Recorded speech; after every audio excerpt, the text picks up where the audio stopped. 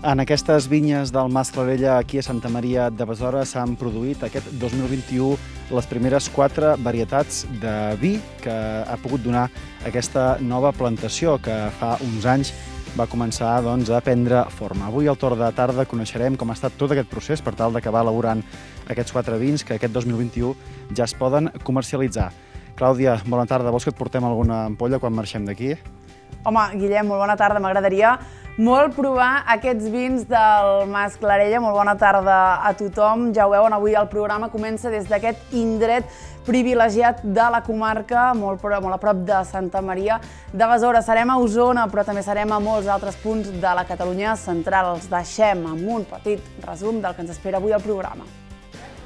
Ei, què tal? Avui us explicarem que el Forn l'Espurna de Berga va ser finalista al concurs del millor pa de pagès de Catalunya. De seguida sabrem qui es va endur el guardó i també us explicarem quines característiques ha de tenir un bon pa de pagès fet amb productes de casa. Això és el torn de tarda, ens hi acompanyeu? Manresa es prepara per viure la 24a edició de la Fira Mediterrània des de demà dijous i fins diumenge. Avui al torn de tarda volem saber com es prepara el sector de la restauració de la capital del Bages per un dels caps de setmana amb més feina de tot l'any. Us ho expliquem avui al torn de tarda des del restaurant Les Vegues de Manresa.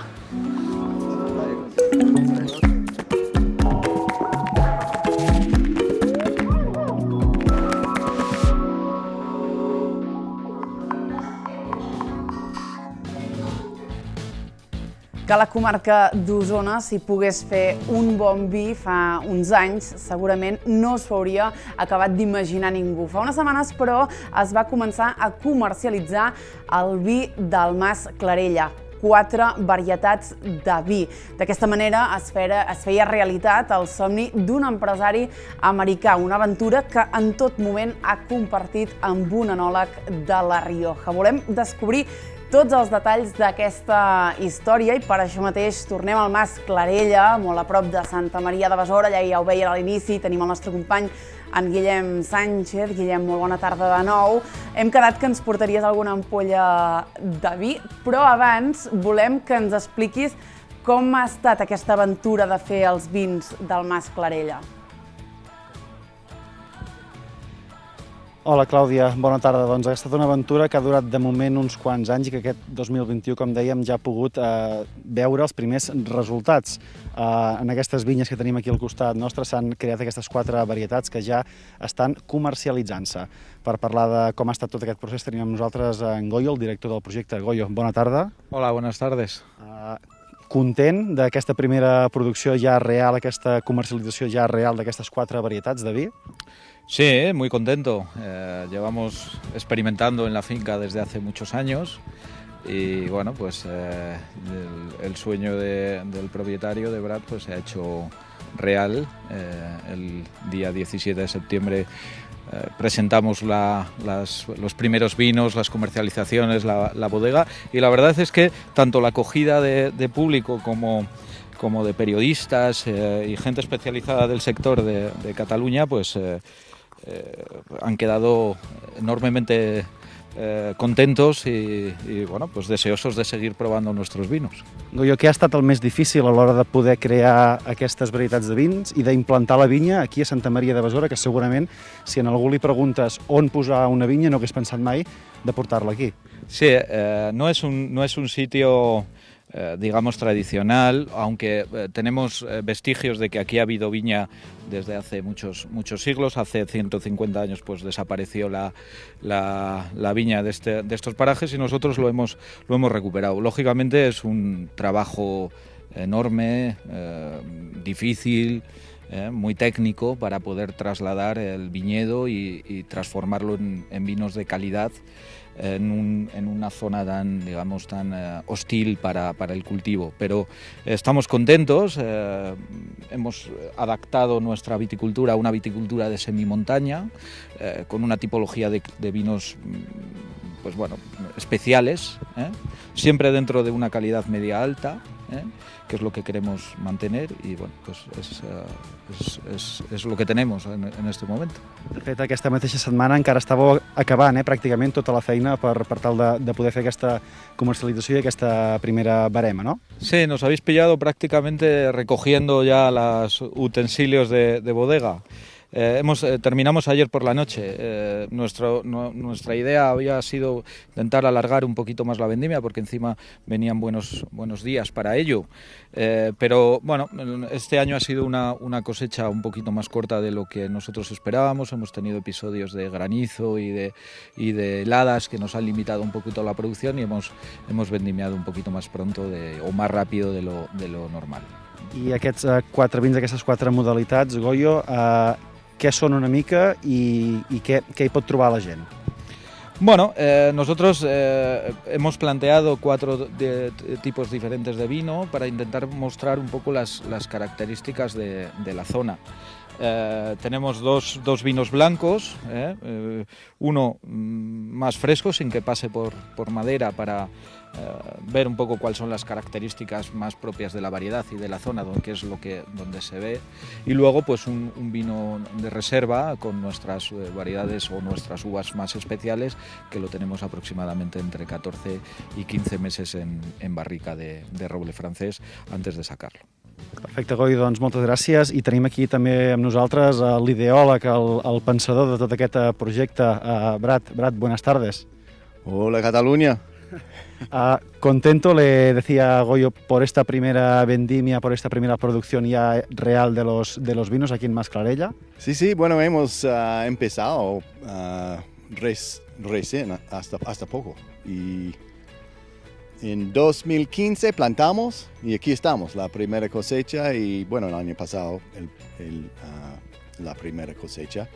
Y por fin vamos a poder compartir el producto, el amor nuestro que hemos hecho a la comunidad, a los pueblos alrededor de Santa María de Besora.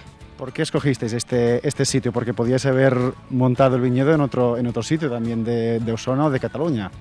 Bueno, es que la gente aquí son muy guay. Me encanta estar aquí, me encantan los pueblos, me encanta la gente, como te dije, me encanta la zona. Estamos en medio de todo, 1 hora de la playa, 1 hora de Figueres y Besalú, de Nuria. Tengo mi propia pista de bici aquí y bueno, me encanta la zona, hay cataratas, hay todo. Y había una casa que vendía una familia de Barrado muy importante de Barcelona y lo encontramos y al tiro me enamoré. Enamoré, ¿no? Sí, correcto. Vale. Y bueno, la compramos y aquí estamos. ¿Hacia dónde debe andar este proyecto? Porque en 2021, como decíamos ahora, se sacan estas primeras 4 variedades. ¿Cuál es el futuro? ¿Qué le espera al Masclarella? Bueno, queremos ampliar un poco los campos. Ojalá no vamos a hacer algo, digamos, grandote como los de Muga, ¿me entiendes? Y los de Penedès. Pero algo más grande. Este año vamos a producir, 8,000 botellas, no mucho. En los años buenos, quizás 15,000.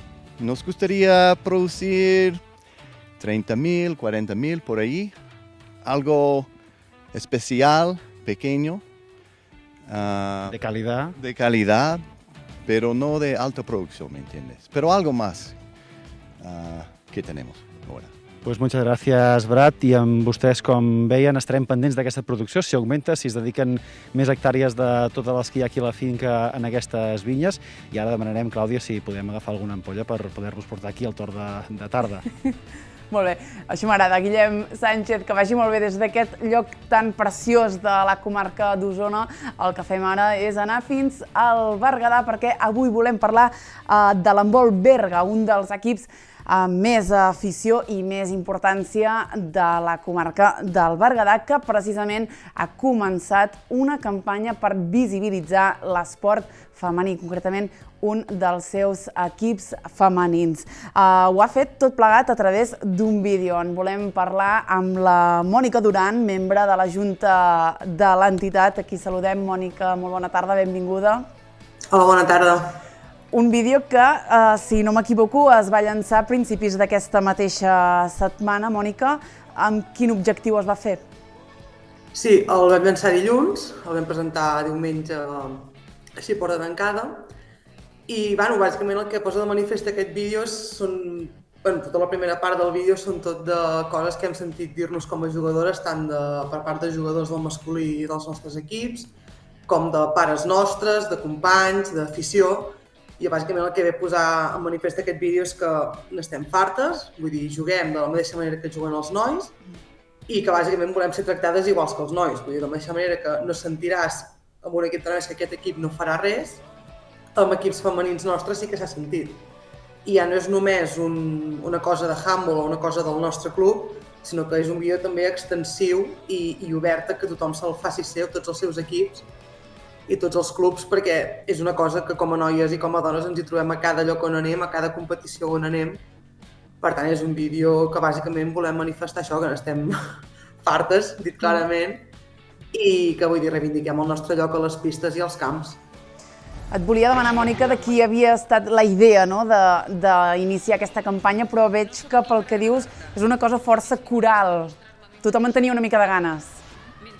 Sí, vull dir, a la Junta actual que estem, la Junta Directiva actual, portem uns 5 anys ja, intentant lluitar per crear línies femenines, i el vídeo va començar a treballar-se fa 2 anys, just a principis de la pandèmia, ens va agafar pel mig.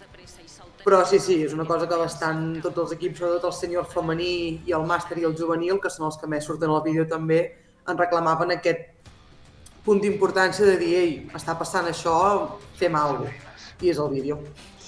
De fet, Mònica, en aquests moments els nostres espectadors i espectadores estan veient imatges d'aquest vídeo i veiem moltes cares diferents, però explica'ns exactament què hi veiem, quin és el missatge que ens ha d'arribar.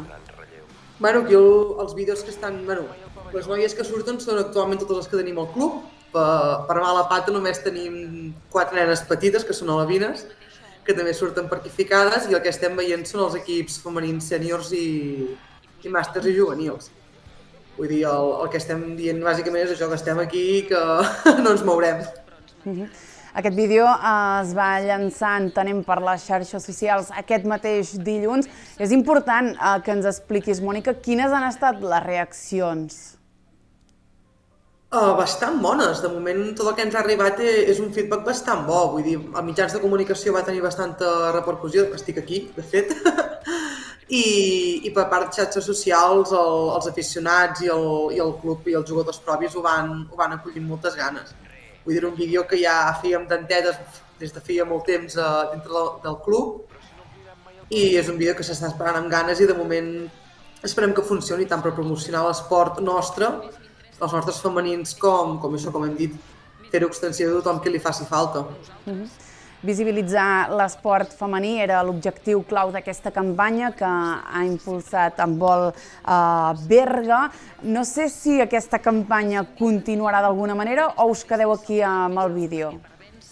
No, la campanya continuarà. Encara hem d'acabar de tancar què farem, com ho farem, perquè és això, venim d'un any i mig parats, d'una pandèmia, hem de mirar a veure com va evolucionant tot, què podem fer, què no podem fer, i la nostra idea és fer una campanya a 2 anys vista i el vídeo és només l'inici. No sé si necessiteu més jugadores, si sempre és allò que falta gent a l'equip. Mònica, si algú ara ens veu de la comarca o inclús de fora i diu, ostres, doncs a mi m'agradaria jugar i formar-ne part, i és a temps, ho pot fer, i si és que sí, on ha d'anar? Sí, clar, sempre estem oberts a rebre noves jugadores i nous jugadors, vull dir, de totes les edats. Això sí que no dubtin pas. Us poden ficar en contacte a través de les nostres xarxes socials, totes, es diuen Volberga de totes, o a través del nostre mail, que també el trobaran a Instagram, per exemple, i Facebook és els que tenim més actives, juntament amb Twitter. Vull dir, qualsevol xarxa social ens poden trobar i contactar, ja ens posem en contacte. Hem parlat amb la Mònica Duran de l'Envol Berga. Convidem, Mònica, a tots els espectadors i espectadores que ens veuen ara mateix que entrin i que mirin aquest vídeo que heu fet amb aquesta campanya fantàstica. Gràcies per atendre'ns, Mònica, que vagi molt bé. A vosaltres, moltes gràcies. Doncs va, nosaltres, de fet, no canviem de comarca, ens quedem al Berguedà perquè el que volem fer avui, al torn de tarda, és descobrir un dels millors pans de pagès alerta de Catalunya. Ho farem de la mà del nostre company, l'Eric Calderé, i de la bona gent del forn Espurna de Berga. Alerta, ens han dit que no van guanyar, però que arribar fins aquí ja és una victòria.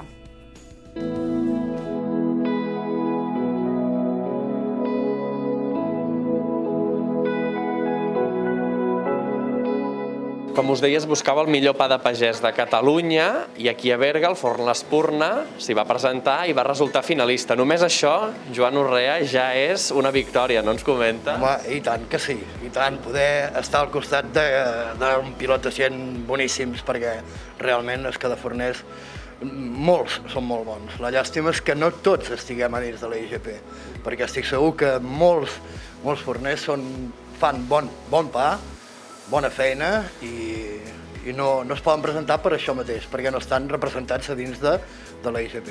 IGP, per situar la gent que ens usa des de casa, de què estaríem parlant? Què significa? Bueno, l'IGP és la indicació geogràfica protegida sobre algun tipus de producte. És un segell de qualitat reconegut d'Europa. Clar, evidentment demanen unes pautes per poder garantir aquesta qualitat sobre el producte.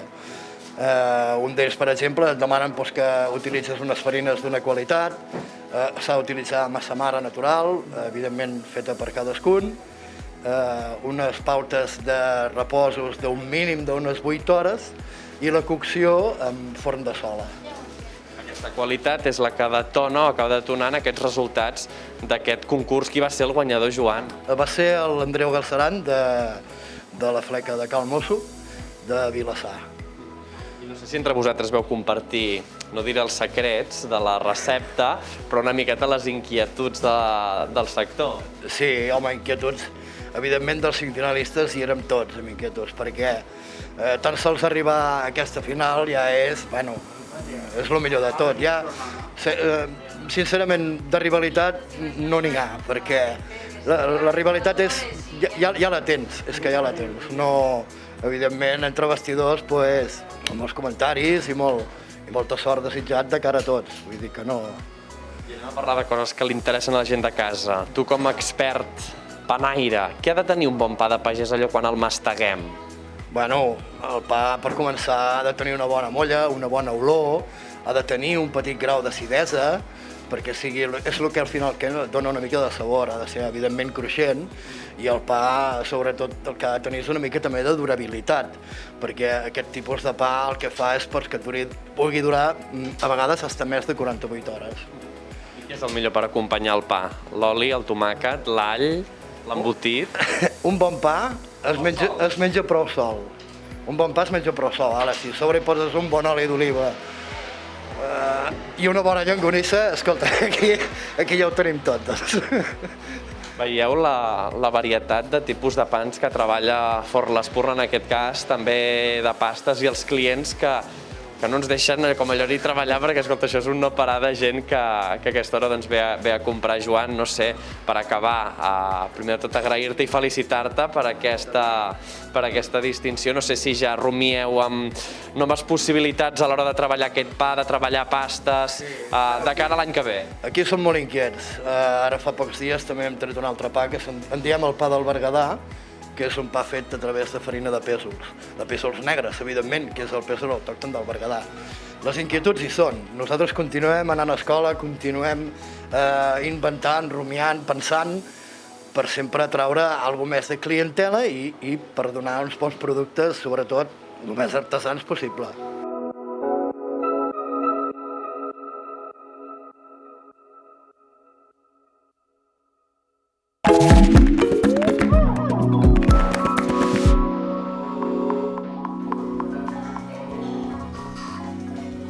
Avui acabem el programa Ara sí a la comarca del Bages perquè a Manresa tot està a punt per donar el tret de sortida demà a la 24a edició de la Fira Mediterrània, un certamen que aquest any per fi recupera la presencialitat i que fins diumenge acollirà a 67 propostes culturals. Qui es prepara també perquè comenci la Fira Mediterrània són els bars i els restaurants de la ciutat, que encaren uns dels dies més importants a la comarca. Anem fins a Manresa, en un d'aquests establiments que es prepara per la Fira Mediterrània, i tenim a la Laia Sararols. Laia, molt bona tarda.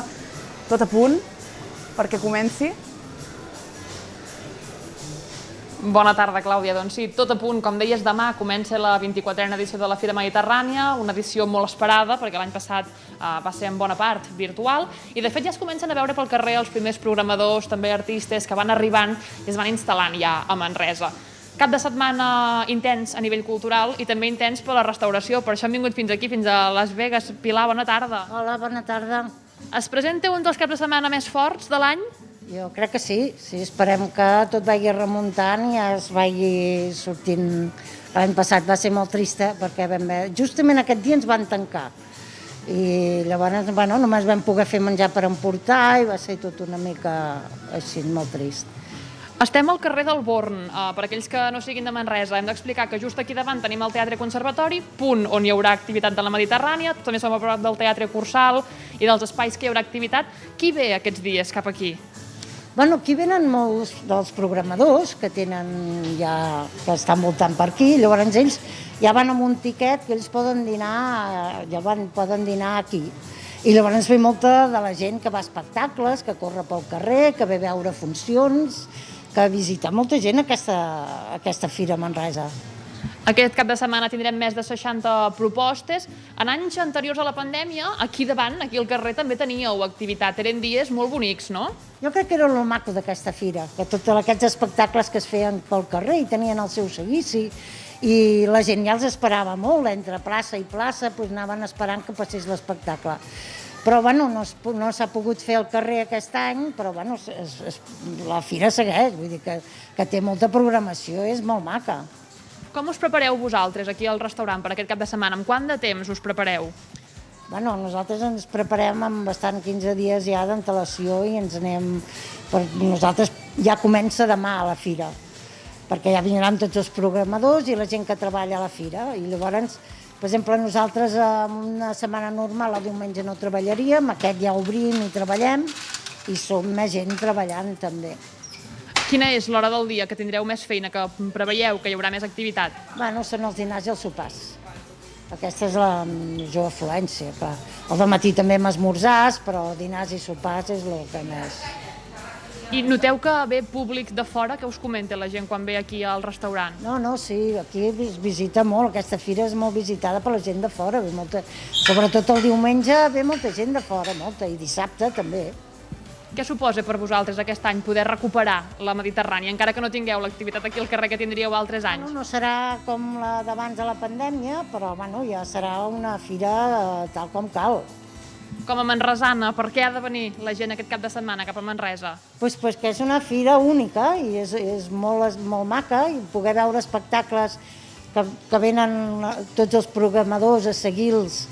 I, ostres, jo crec que val molt la pena veure coses molt úniques i que són la primera vegada que es fan. Vull dir que... De fet, més de 40 dels espectacles que es veuran aquí són estrenes. Ens parlaves dels programadors que fins ara els teníeu ubicats com a llotja professional al Museu de la Tècnica, que us quedava més lluny, però ara sí que els teniu aquí ben a prop. Els tenim aquí molt a prop, els tenim aquí al casino, i esperem que els tinguem més, que els trobàvem també a faltar, perquè n'hi ha molts que al llarg dels anys els coneixem ja, Per tant, serà un cap de setmana de retrobar-vos. Exacte, sí, de tornar a trobar aquestes persones que només les veus un cop l'any. Doncs us desitgem molta sort, que vagi molt bé aquest cap de setmana de feina, perquè, Clàudia, ja ho veus a Manresa, els restaurants també es preparen per aquest cap de setmana d'intensa activitat de la Fira Mediterrània, que començarà demà dijous amb l'espectacle inaugural i s'allargarà fins diumenge. Durant aquests dies, més de 60 propostes de cultura tradicional i cultura d'arrel.